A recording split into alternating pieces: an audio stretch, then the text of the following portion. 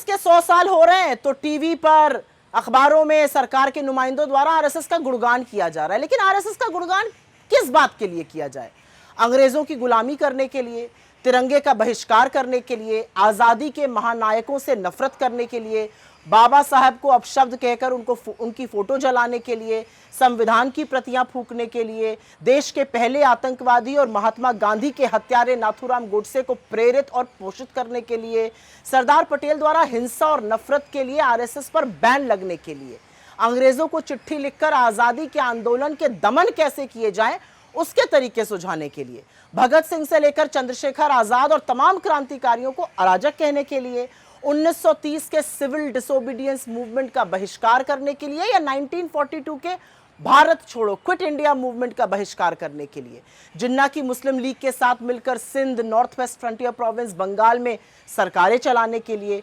शुरू से मनुस्मृति की वकालत करने के लिए जो महिलाओं को सदैव आश्रित रहने की सीख देती है,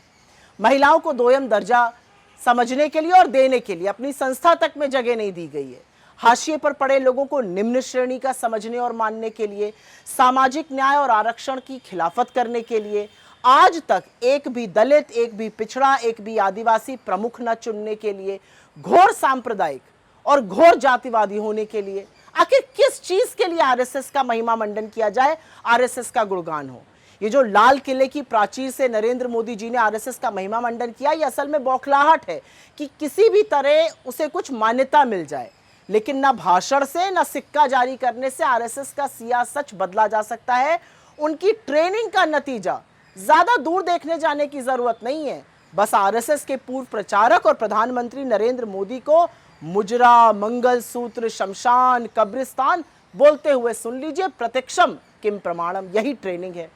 किसी ने ठीक ही तो कहा है, जो देशभक्त थे वो जंग में गए, जो गद्दार थे वो संग में गए। और ये सच्चाई आज तक यही है। आज भी नफरत फैलाने का, वैमनस्य फैलाने का, पोलराइज करने का, भाई को भाई से लड़ाने का काम आरएसएस और उससे प्रेरित लोग जो सरकार में हैं वो मुस्तैदी से कर रहे हैं।